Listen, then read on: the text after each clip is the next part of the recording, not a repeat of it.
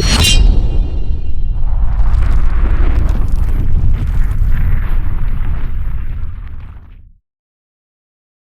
up?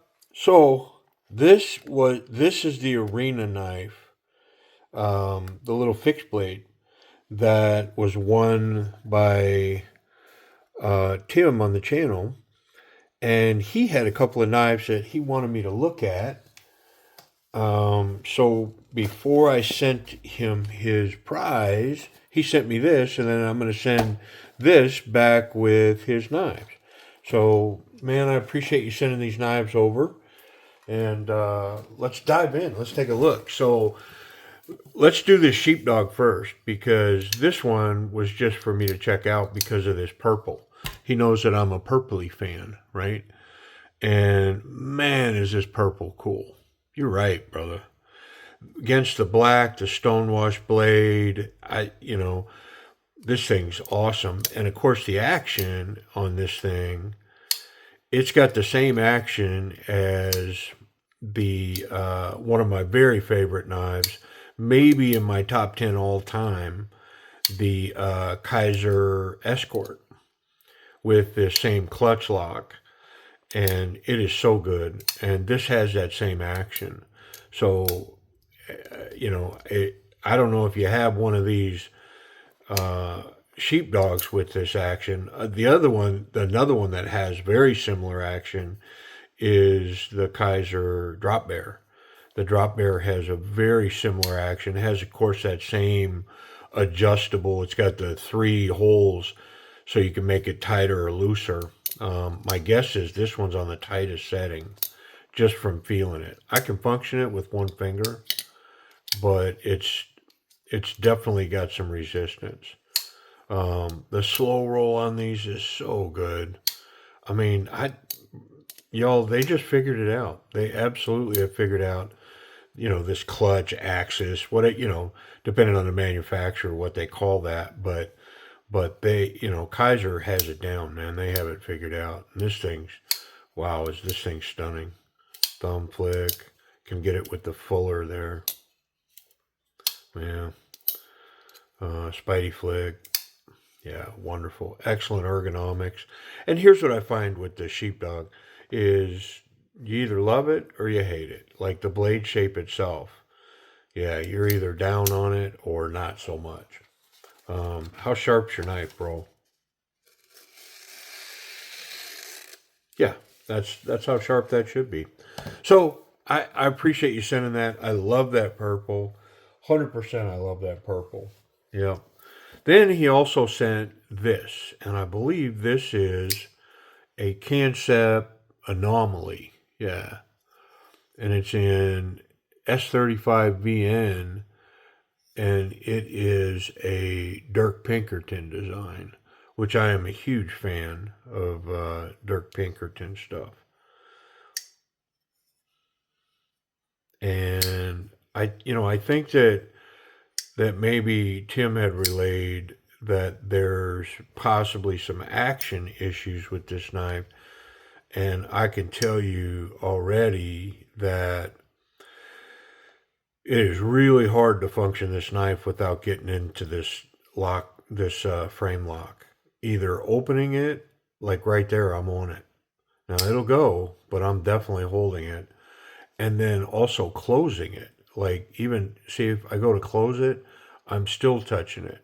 And so I have to be very conscious to get off of it. And if I do, it runs pretty darn good. Yeah, but you know what? Let's get in it. We're going to crack open this anomaly and see what we find in there. So that's not captured, but that's okay. I have multiple weapons at my disposal. Oop, calm down.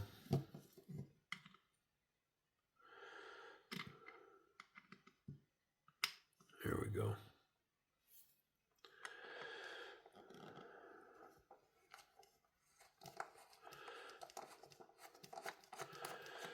So the pivot's in there backwards to the way I like it. You know what I mean? So if I'd have took it out from this side, it might have just came right out of there. I've got some T6s loose. Yeah, these T6s right here are loose, ready to fall out. This one is.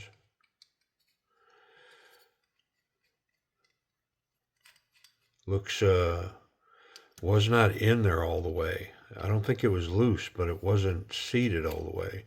So that'll be interesting to see what we find with that.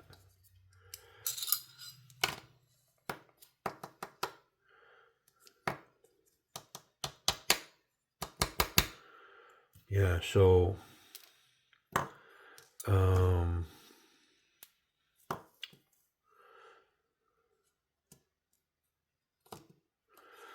I don't think, yeah, there's nothing captured on that pivot, so it can definitely go in from the other side. And I didn't check this.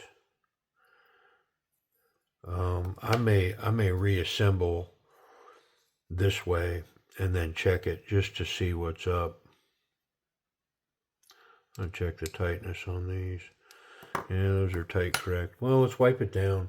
And then I think I'll reassemble and check where we're at on that pivot. Although I think that whatever we're encountering on this action, it's simply from contacting that frame lock. I really do believe that's the case. It's just one of those knives that the ergonomics just drive you right onto that frame lock. Now, I'm not saying that's a bad design. I mean, in the end, I guess it does kind of fall to the design, doesn't it? Like, as you're designing it, it's one of the things you should probably be considering. You get a mock-up, you go, man, every time I function this knife, I'm holding on to the frame lock. Just saying.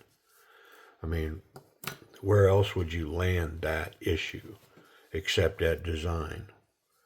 Now, I know sometimes, these manufacturers, especially if they're contracting for the design and not being hired to manufacture a design, there's a very distinct difference, right?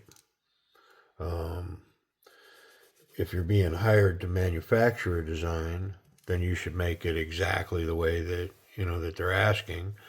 If you run into issues regarding the manufacturer, then all of that should be ironed out with the person contracting for the build.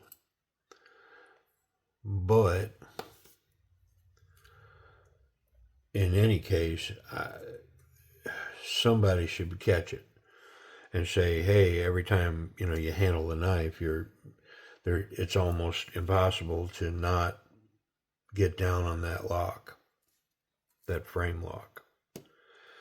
Internal stop pins here. I love this tall flat grind.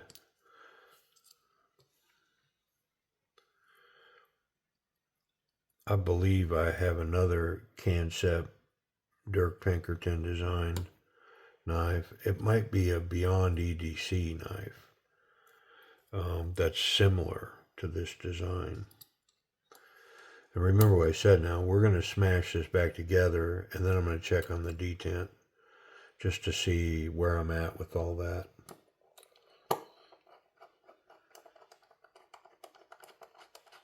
Yeah, I might have to hold it with the other screwdriver. I'm going to put one of these in back here. Get us lined up properly. Now remember, this back one was not seated all the way. It was kind of oddballed, kind of kittywamped.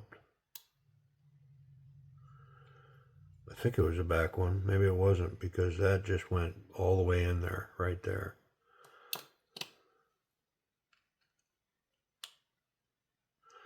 Well, let's check the one in front of it because it might be the screw.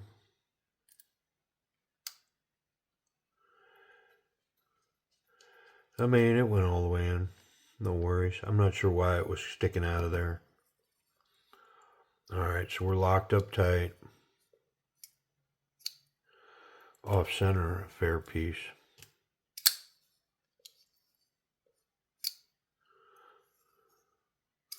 We'll want to deal with that. Well, it's probably that pivot's not tight.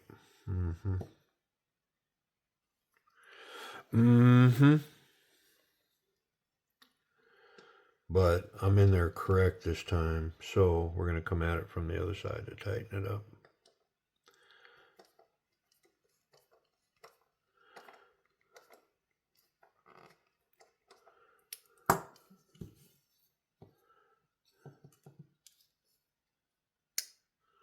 Yeah, better.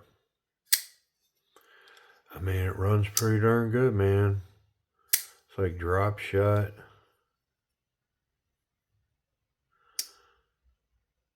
It's off center a little bit.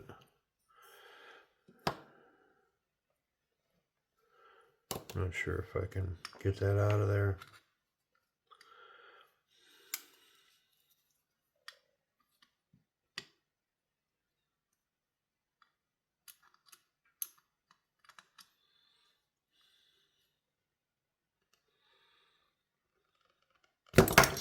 I mean, I got some of it.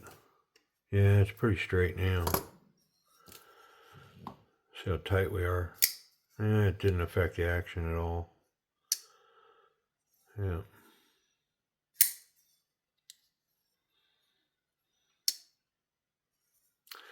I mean, it's off like just the tiniest little bit. But yeah, it's running really well. It's just 100% this is an issue. You know, run it, like even just to drop it, like it's really hard to not make contact with that lock bar. Same opening it. Have to make a conscious effort just to get on the pocket clip. But once I do that, I can't fail it. See, like right there, I'm on a lock bar. So let me get a reference point. I'm going to open this back up real quick and let me see where this is in reference to how much tension is on there. It's about halfway to the outside. Let's see how much tension we've got. I want to come at it from this side.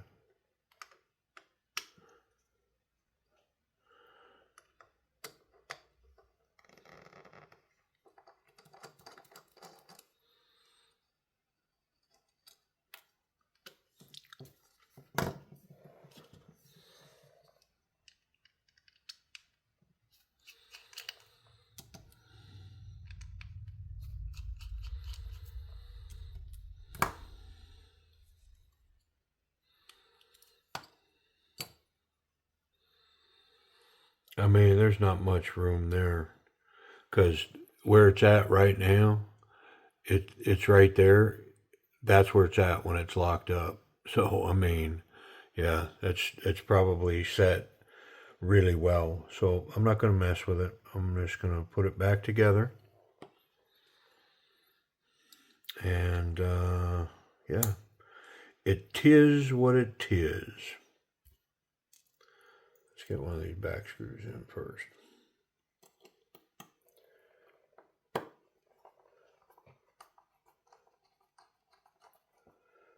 There we go.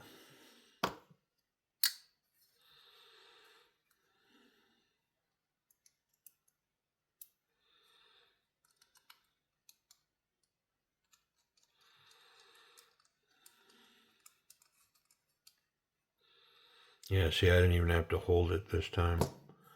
It's got it all lined up right. Everything's holding correctly. And the blade's centered now.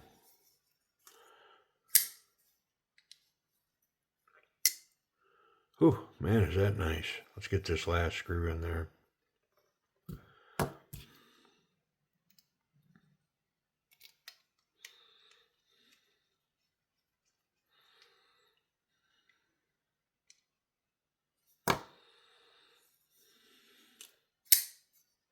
Ooh, that makes a nice ring. Yeah, I mean, just got to stay off that frame lock. Let's talk about ergonomics. The action on this, if I stay off the frame lock, I mean, I got to ding it because of the design, the size of the knife, that it's just got my fingers all over it. So I'm going to say it's an A minus, but it's because of the design and how my fingers keep landing on that frame lock. I mean, this might have been a good knife to figure out how to put a liner insert in there. I don't know. But I'm still going to call it an A, just an A minus, because it is really nice. Yep, I like it. I like it a lot. And the ergonomics on this knife, I mean, I can just get 4 fingers on it. It's got a great finger guard.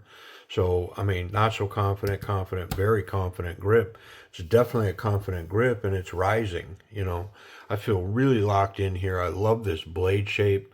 I mean, what a great little, I mean, it is I'm going to say a medium knife. I'm not going to say a medium to a large or a small to a medium. It's like straight up a medium knife.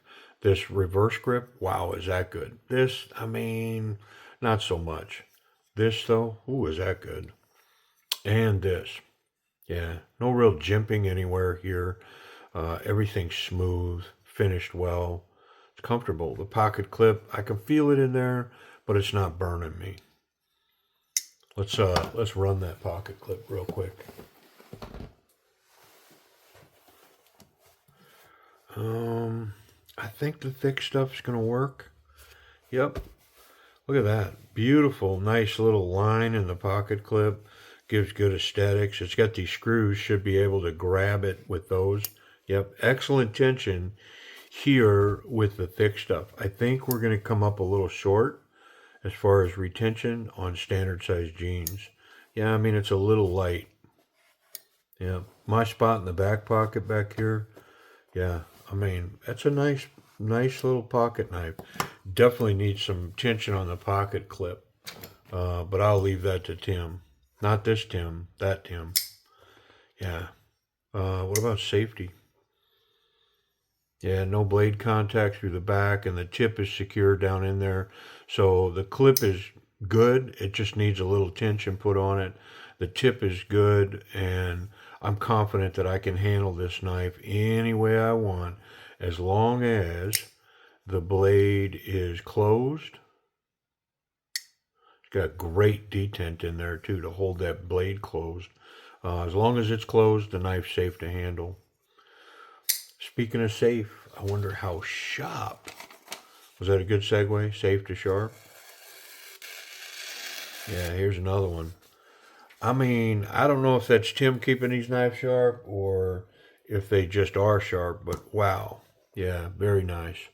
So it's a Dirk Pinkerton design Kansept knife Anomaly in S35VN, full titanium scales, excellent ergonomics, really nice. I mean, it's hard to say that's a drop point. I mean, that is straight across on that blade. Yeah, wonderful. And it's got a little ring to it both ways, open and close. Yeah, I dig it. Hey man, Shake, thanks for sharing it on the channel and for letting me see this purple. I mean, I like it. Price and availability on both of these. Let me price them out real quick. Okay, I'm going to run both of these off a White Mountain knife. So these here are 150 and some change. If you take the 10% off, it puts you down around 140 bucks for one of these.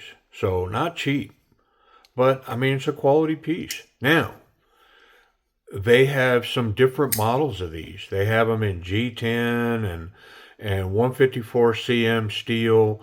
You can get these down sub $100 for sure. A different version of these. It's pretty cool. And you know what? So I said sub $100, but sub $50 for a G10 version with 150, or I think it's Nitro V steel, G10.